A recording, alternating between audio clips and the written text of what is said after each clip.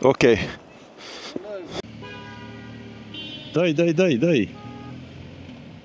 Nu claxona, dă-i el. E bine, au venit turiștii de Europa. Oameni buni, nou nu a fost așa țizmele.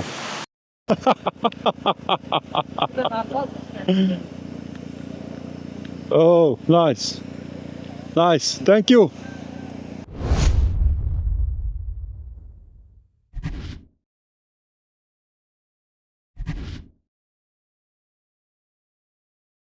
Bună dimineața, prieteni! Suntem la Sarita și aici am dormit. Bye, bye! Și acolo am traversat, nu știu dacă se văd, munții înzăpăziți al Tajikistanului, foarte frumos, munți de 7000 de metri. Să încălzesc încălzirea mănșoane, nu mai trebuie, chiar dacă sunt 12 grade, dar este un soare care călzește inima. Și azi avem de făcut, 200 de kilometri, dar ne dă 4 ore, fiindcă vom avea și multe serpentine, dar de data asta bucurători pe asfalt. Suntem foarte bucuroși că data asta nu vom avea pe off-road. E fain pe off-road, dar a fost destul. Acum vrem asfalt un pic. Și mergem în Oș, prieteni. În Oș vom schimba uleiul la Allpar, la motocicletă, și filtrele. Vedem cum va fi. Voi călătoriți cu noi, fiindcă avem munți foarte frumoși în față. Am lăsat Pamirul în urmă și am lăsat o bucățică din inima mea acolo. Oamenii tagici sunt foarte prietenoși. Chiar dacă traiul lor este greu la 4000 de metri, drumurile ați văzut cum sunt, ei așa circulă zi de zi. Noi dar venim așa câteodată. Așa că a fost senzațional. Sper că v-a plăcut și vouă. Acum explorăm Kyrgyzstanul împreună cu voi.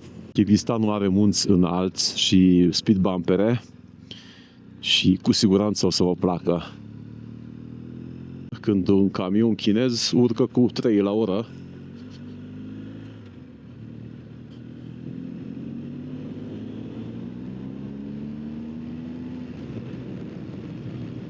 Wow, ce frumos și aici. Acum sunt a 3-a oară în Kyrgyzstan, că tot m-am gândit odată, a fost cu Loganul. Prima mea aventură când am fost la Vladivostok și Mongolia. Atunci am venit în Kyrgyzstan, a fost zăpadă imensă aici, dacă vă mai amintiți. Și am fost anul trecut cu Duster, acum 2 ani cu Dusterul, când am mâncat Pamirul. Și acum sunt a 3-a oară. Ce ziceți de peisajul ăsta? Acum coborâm și eu, cum nu am plăcut din spate, totul e tocit, frâna mea nu este tocmai cea mai ok, așa că voi folosi mai mult frâna de motor. Foarte puțin o să frânez, mă duc mai încet, am zis la o parte să meargă mai în față dacă e vrea să se distreze, fiindcă nu vreau să mi se distrugă discul de frână. Mai am 170 să ajung la mecanic să schimbe, dacă e cazul. Eu așa văd că trebuie schimbat. Eu nu sunt mecanic, dar eu așa văd și aud și simt. Dar, da. Acum mergem pe protejarea sistemului de frânare și coborâm cu a doua.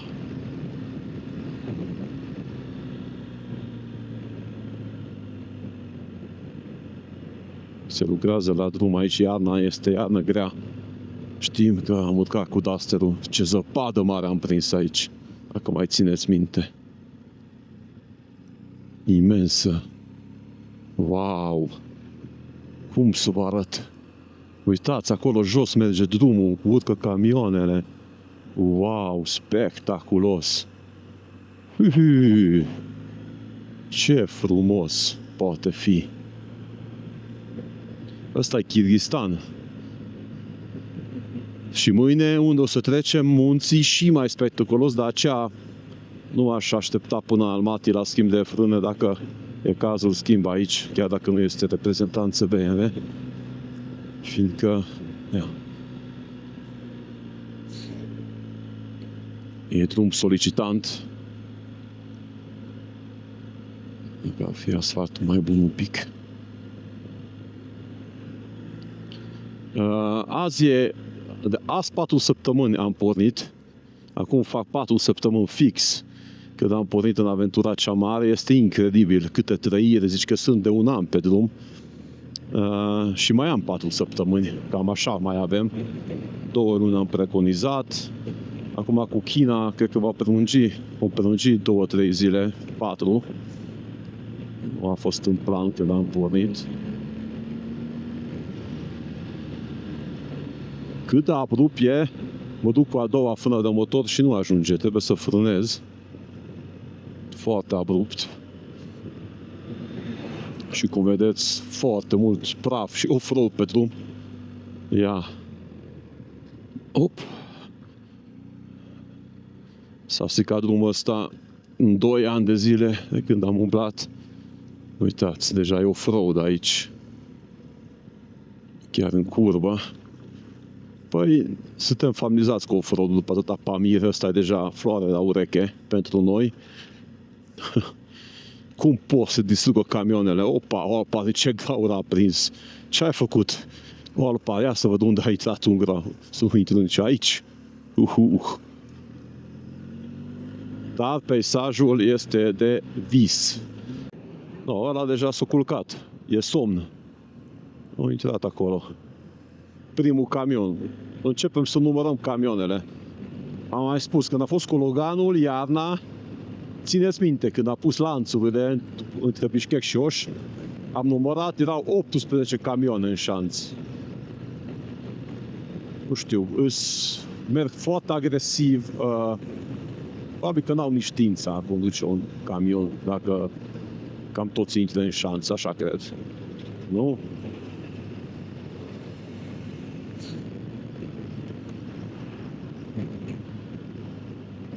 Eu așa cred.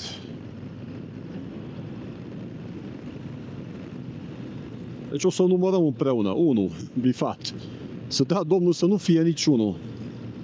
Dar ăsta singur. Nu?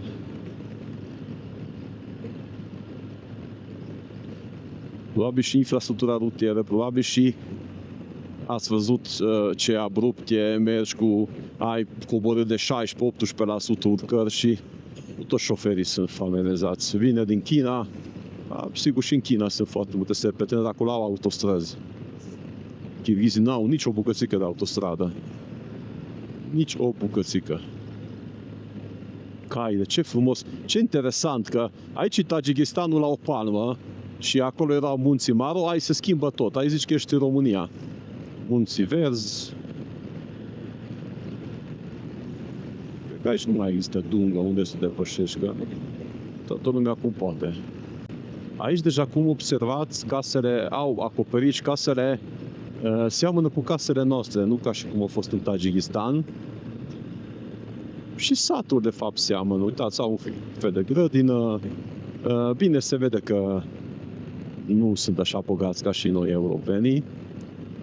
Dar copiii ăștia sunt foarte fericiți că pot să facă cu mâna. Ei nu știu, ei aici s-au născut, nu știu ce înseamnă traiul din Europa. N-au cu ce compara. Și du-te. Nici când oprim la magazin să luăm apă, dar mai avem timp, că nu mi-e sete. Și da, au ei compară traiul cu Tajikistan, Kirghistan, cu Uzbekistan.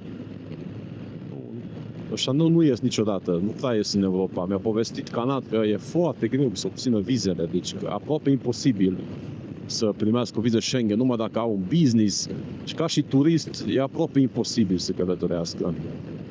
Și plus bani.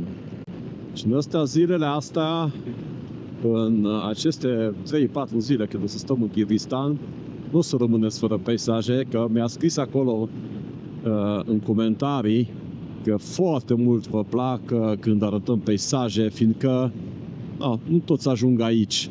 Așa că am să vă fac în aceste zile, de fapt în toată aventura asta, dar în aceste zile o să vedem foarte multe peisaje frumoase. Kyrgyzstan este fenomenal. Uitați, prieteni. Așa ceva rar vezi. Și noi suntem sus, munții ăștia au cumva la 5.000 de metri, sunt peste munții Alpi, categoric, la înălțime. Și uitați culorile, nu știu dacă le dă camera, verde, maro, zăpadă sus, alb, roz, bordeaux, e superb. Și acolo sunt iurte, foarte departe, nu vedeți până acolo pe cameră. Ce fain să stai acolo! N-au nicio treabă, au animale, au ce mânca. Și foarte interesant asta, am observat de când am intrat aici la iurte, că toți au lângă iurte sau ce stau cât o mașină destul de bună, sau un Land Cruiser de 5-6 ani, sau un Kia, foarte interesant. Deci, probabil că ei ce produc acolo, lapte, brânză, carne, o vând, fac bine, fac un business și își permit deja. Deci nu putem să spunem săraci stau acolo iurte, deci eu cred că ei sunt chiar foarte fericiți, fiindcă, cum se vede, își permit multe lucruri. Dacă au așa mașini și nu cred că au luat în leasing. Sau cine știe. Da, aici am prins în urmă un camion pe care îl depășim. Și aici, uitați, deja alte culori. Total diferit, cum bate soarele și munții înalți, azi deja de 7.000 de metri. Peste tot pe drum sunt foarte multe, cum se spune, turme de cai. Mai mulți cai. Asta am văzut și iarna când am fost și acum. Un popor ca și Mongolia cu cai.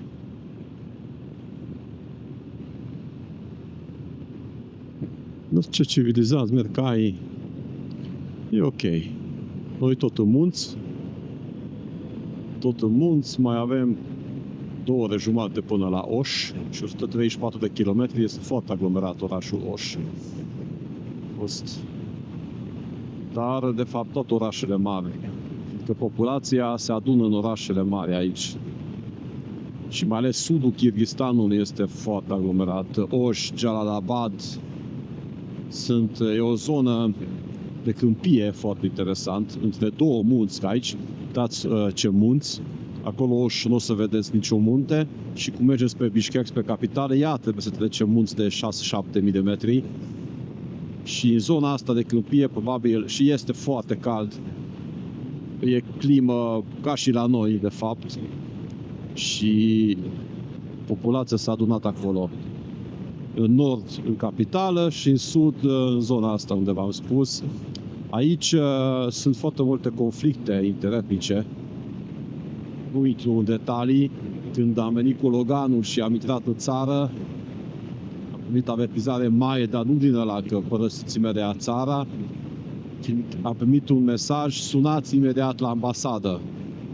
Am sunat, nu mai știu, cred că domnul Tudor îl chema, un consul sau ambasador din Kazahstan. Kazahstanul răspunde, ambasada Kazahstanului răspunde și de Kyrgyzstan și de Tajikistan. Atunci așa au fost, acum nu știu dacă tot așa este.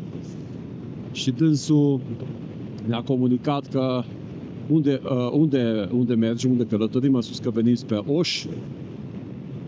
Și a spus să avem grijă că acum granița cu Uzbekistanul este deschisă, că am spus că de acolo mergem în Uzbekistan. Dar au fost conflicte interetnice. Aici e o zonă de Andihan în Uzbekistan, acolo zona Oș. Nu vreau să intru în detalii, cum mi-a povestit Kanat, prietenul în Tajikistan. Uniunea Sovietică a luat, de exemplu, un grup de kirghizi, că și el este kirghiz și stă în Tajikistan. Și l-a mutat în Tajikistan. A luat un grup de kirghizi, a băgat în Uzbekistan. Uzbecii l-au băgat în Kyrgyzstan. Și ăsta generează conflicte, probabil încărcat și politic, cum e și la noi. Și da, atunci, în 2018, era destul de periculoasă zona Oș. Acum n-am mai primit nicio avertizare. Bine, nici SIM-cardul meu nu este pus în telefon, deci n-am cum să primesc avertizare. Dar așa s-a întâmplat.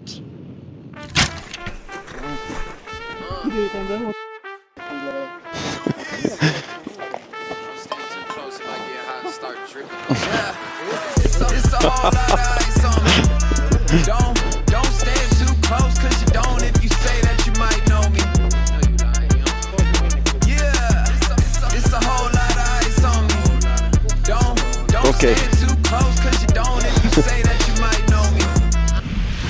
Să aduc mașini second-hand din China, vedeți? BMW, Porsche, mașini scumpe second-hand. Ce interesant. Noi aducem din Germania, îi aduc din China. Păi aici aproape. Și mașini scumpe erau pe ele, modele noi. Noi tot coborâm, prieteni. 88 de kilometri mai avem până la Oș. Dacă dorești să achiziționezi echipamente și accesorii moto, îți recomand motomus.ro. Aplicând codul de promoție NEO, vei beneficia automat de reducere. Am oprit aici la benzinerie, în sfârșit aici deja se poate plăti cu cardul, ceea ce este un avantaj pentru noi. Și am găsit benzină de 95. Hai să spunem că am găsit benzină de 95. Ceea ce e bine. Farurile de la lowrider s-au stins. Cred că off-road-ul din pe Pamir nu l-a ajutat sau s-a dus siguranța sau a ieșit mufa, că e foarte simplu totul. O să spăl motocicleta și o să verific, am la mine și laptopul, așa că vă țin la curent. Nu l-a ajutat off-road-ul pe Pamir, sau intrat praf, mufă, vedem. Oricum mergem la Zoro Moto. Ne apropiem de Oș, prieteni. Sunt 33 de grade. Cum am spus, dimineața a pornit la 10 grade. Uite pe ăla, hop! Macarone! Da, aici deja seamănă cu ce ați văzut în Uzbekistan, Tajikistan. Și mai vedem și pe la noi. Și drapelul Kyrgyzstanului e acolo sus, una imensă. Mai avem 18 minute la 7 și ceva de kilometri. Deci, probabil că, probabil, sigur este aglomerat orașul. Abia aștept să beau o cafea aici. Dimineața nu prea se dă cafea la mic dejun. Ăștia nu sunt băutori de cavei. Bishkek 662. Încolo o să mergem mâine. Împărțim în două și 670. Fiindcă n-are rost să... Sunt munți, deci nu e autostradă. Traversăm munți, să urcăm aproape la 4000 de metri din nou. Așa că împărțim în două.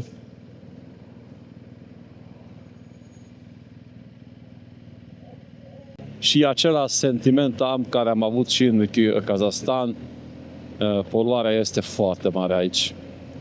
Deci se simte că nu merg ăștia, n-au euro, nu urme euro. Hai, că eu sunt aici deja. Da.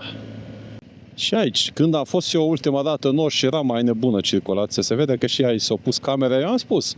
Și la noi, camerele rezolvă tot, viteza, tot.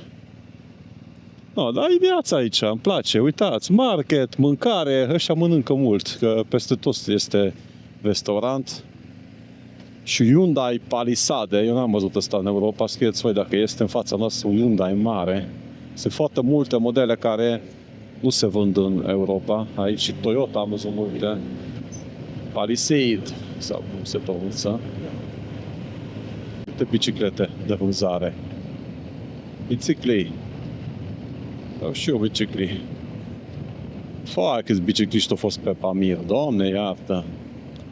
Ce am făcut noi într-o zi, ăia 300 din Coro până în Murgab, zic că au băgat în 5 zile, deci e bine, au făcut acolo pe off-road-ul ăla 60 de km pe zi. M-aș face nici 10, aș muri. Dar dacă vrei să mă vezi pedalând din Satul Mare până în București, abonați-te pe canalul meu. Dacă ajung la 100.000 de abonați, cum am spus în alte vloguri, mă voi duce din Satul Mare la București. Aici Google nu arată aglomerația, cum vedeți. Deci merge foarte bine, dar nu arată cum la noi, galben, roșu. Tu crezi că nu e ambutoiaj și de fapt este. No, deja primele claxoane.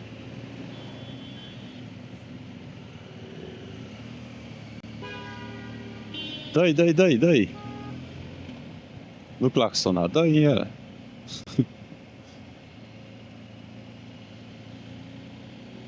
Tu mă vezi că vorbești la telefon. Uite cum vorbește la telefon.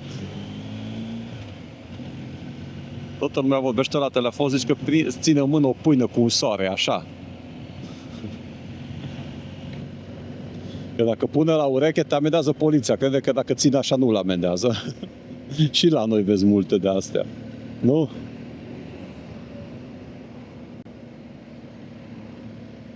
Nu. Bă. Uite, ăsta în spatele meu vrea să se bage, dar nu știu unde. Unde vrei să te bagi, Ogica? Colceaev sau Colceabev, cum se numesc ăștia aici? Parcă ceva de genul. Multă poliție am văzut aici în Kirghistan, pe noi nu mi-a plăcut în seamă. Uite, o sculpat unul acolo în mijloc. Ați văzut? Pleci! Bine, Georgica. Deci eu nu înțeleg ce se întâmplă aici.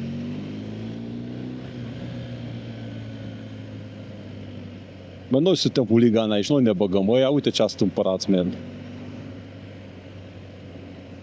Dați matizul ăsta. Băi, și tu ai fost pe Pamir, că ai mașină murdară. Ca și noi, acum o coborât Pamirul. Dar ce cald e. 2,4 km, ăsta mă încântă măcar. No, cum vă place orașul? Scrieți în comentarii. Eu zic că nu-i rea. Nu-i rea. Totuși, suntem în Kirghistan, nu în Monte Carlo. Dar eu zic că e ok.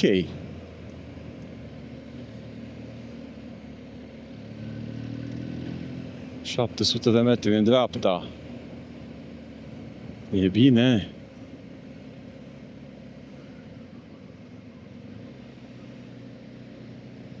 Aici am ajuns în zona de cartier, și la noi. N-are cum să fie altul, că gândiți-vă că aici a fost Uniunea Sovietică. Deci același designer sovietic rus a făcut blocurile, ca și la noi, în micro-raionuri. N-are cum să fie altul. Bine, s-au mai construit mai noi, dar uitați, astea sunt ca la noi. Bă, deci, gândiți-vă câte țări am moștenit prostire de la sovietici.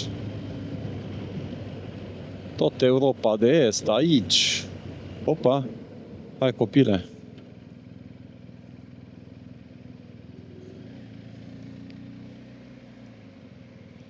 Ce panoul LED acolo. Dă-i. No. Asta, mă. Opa!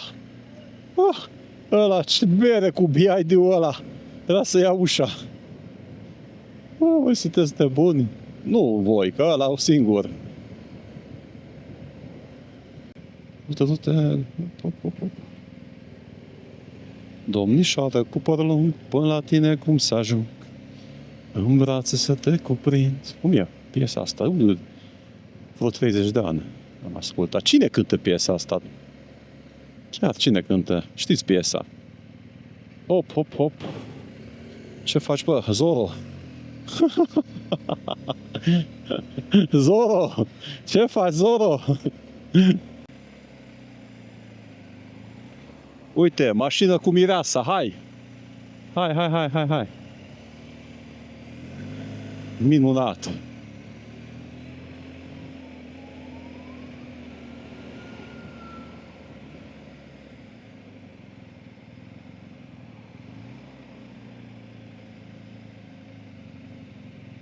Am ajuns la Zoro Moto, așa au și rental. Dacă vreți să închiriați motociclete.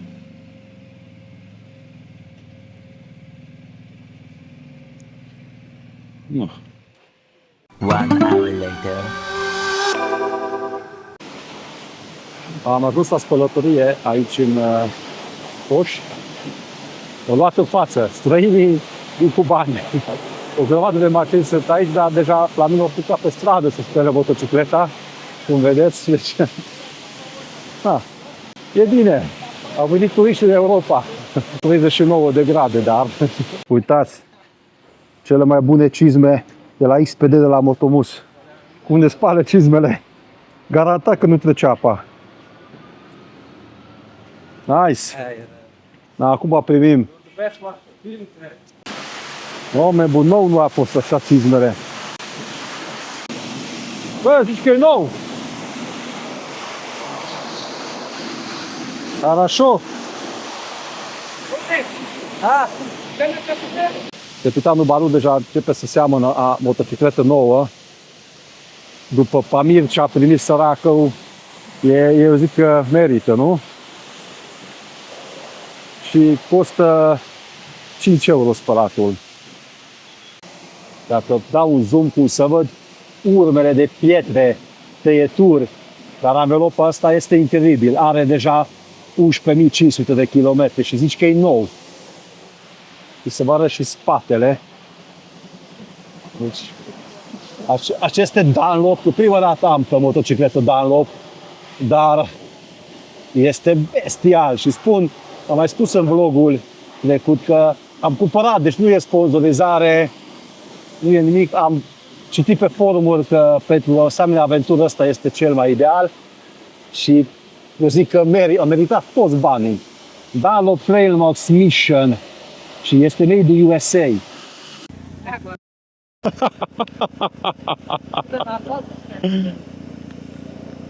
Oh, nice. Nice, thank you.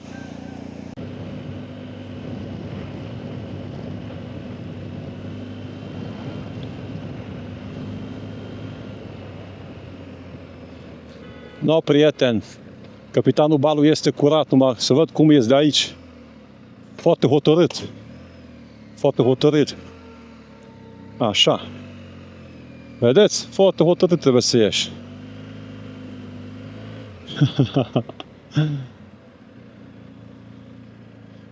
Opa, s-a dus înainte, fiindcă la ea se schimbă uleiul. Am zis să nu mă aștepte. Mașina lui a fost mai gata, motocicleta. Nu știu care tocla sunează aici. Spate. Cine ești, mă?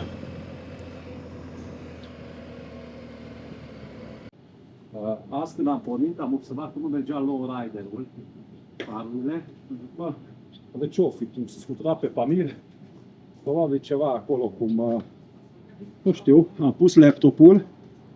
A cerut un update de firmware, am făcut update-ul și acum merge perfect. Deci, aici totul Motocan, aici subșa. Sunt foarte bucuros. E gata schimbul de ulei la Ragnar. Mergem 2 km la hotel și trebuie să mâncăm ceva, că ieri abia am mâncat puțin.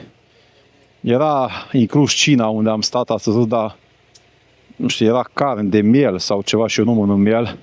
Așa că am mâncat ultima bucățică de salam Sibiu. Alaltă ieri o porție de cartofi pe aia ați văzut, deci neapărat trebuie să mergem, am zis să mâncăm ceva. Du-te!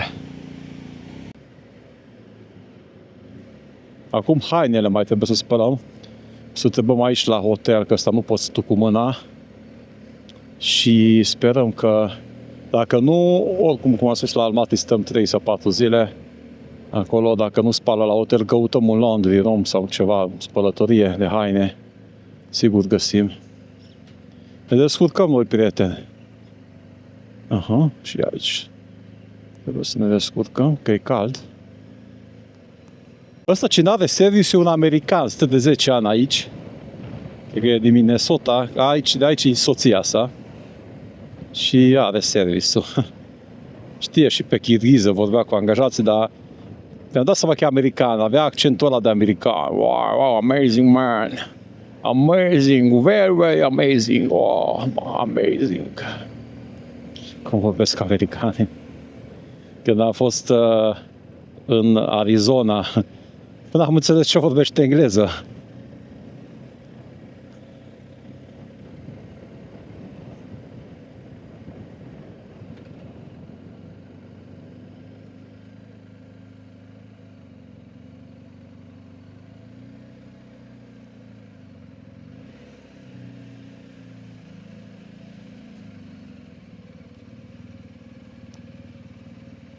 știu dacă voi să intrăm. Eu am intrat. Ăsta este ușa de la camera de hotel, aici am intrat. Este foarte frumos alb și aici este camera de hotel care după multe guest house-uri în care nu prea am putut să fac baie, fiindcă no, ieri n-avea ușă, nu puteai să blochezi ușa, alaltăieri și erau mulți. În fine, asta este una mică, dar una cochetă. Da? Este foarte cochetă. Cu aer condiționat. Cu aer condiționat, avem nevoie, 37 de grade au fost afară, dar este super, super faină, se numește Coop House Hotel și aici este baia. Da. Azi, probabil că o să iasă un vlog scurt, nu știu, ați văzut că am venit nici 200 de kilometri, fiindcă Alpar avea programat serviciul la Ragnar. Uite asta. Ce ai făcut? Nu știu, Arată. ceva cremă. Hai să... Da. Deci, cum am spus, azi am avut o zi mai scurtă, fiindcă am schimbat uleiul, nu eu, mecanicii la Alpar, tot a fost decurs normal, nu? Da. Am spălat motocicletele, ați văzut în sfârșit. Și foarte fain la acest boutique Coop House Hotel, este un personal super, super de treabă și am dat toate hainele la spălat. Deci toate hainele, inclusiv hainele moto care a înghițit atâta praf pe Pamir, o să fie curate. Nu! Așa e ce bine. Am fost să mâncăm, am mâncat un pizza, mie mâncarea kirghiză nu este pe placul meu, eu nu vreau să mănânc cal și chestii de asta. Am găsit un pe de pizzerie Dolce Vita italiană, pizza a fost foarte gustoasă, așa că putem să ne apucăm să edităm vlogul. Este ora 8 imediat și da, între timp mai vorbim și cu agenția din China. Probabil că noi gândim mai european, mai repede, ei mai altfel. Totul este în regulă, dar au înțeles greșit unde dorim să ieșim noi din China și când am primit acum, am spus, stai un pic, că noi nu acolo vrem să ieșim din China, că ei cât le-au făcut? 1000 de kilometri traseu prin China. Nu e ok, noi avem peste sute de mii de urmăritori împreună cu Alpar, noi vrem să arătăm China, nu doar 1000 de kilometri. Acum în sfârșit au înțeles și au modificat și au trimis către vamă, că pe unde o să ieșim și acolo o să ne aștepte un agent de la ei. E foarte complicat să călătorești în China, deci crazy. Trebuie să dai traseul, am trimis o grămadă de acte, costă deja prețul, parcă iară crește. No, în fine, o să mergem, o să călătorim, apoi ce o să fie, dar vrem să vă arătăm măcar 3000, 3500, 4000 de kilometri. N-a înțeles el că noi cât facem pe zi. Ei A crezut că suntem turiști normali. eu crezut că noi facem 100 de kilometri, mergem la muzee, filmăm și spune, când am spus că noi vrem să ieșim la Erenhot, să ieșim direct în Ulaanbaatar, în Mongolia, zice, da, ăsta înseamnă că trebuie să mergeți 400 sau 450 de kilometri pe zi. Asta e normal pentru noi. Deci 450 de kilometri pentru noi e ceva... Noi am calculat 550 că facem pe zi în aventura asta. Deci la final au înțeles că noi suntem motovlogger și nu suntem turiști care vizitează într-o zi 7 muzee și stau 7 ore la restaurante. Așa că, prieteni, veste bună, planul merge înainte și o să vă arătăm aproape 4000 de kilometri sau de fapt 4000 de kilometri din China, ceea ce e bine. Nu, mulțumesc frumos pentru susținerea voastră. Fără această susținere, probabil că nu puteam să plătim agenția asta în China, toate actele care sunt niște prețuri exorbitante, dar mulțumim pentru susținerea voastră, mulțumim și partenerilor noștri și, în primul rând, că sunt alături de noi, dar eu personal vă mulțumesc pentru toate like-urile, share-urile, hype-urile și că sunteți alături și că comandați produse merchandise de pe site-ul meu, de pe beaticiotila.ro. Mai vrei să aduci ce ai făcut, bă? Eu n-am făcut nimic. Asta a făcut problema. Cremă de... No, vă las că trebuie să facem curățenie după Alpar. Alpar, mai ai cremă în geantă? Da. Ok. Cum? Să fac și o geantă așa? Da. Ok. Vorbă multă sărăcie mare. Vă îmbrățișăm, prieteni. Ne vedem mâine. Trecem Munții Amar, Chirghiz.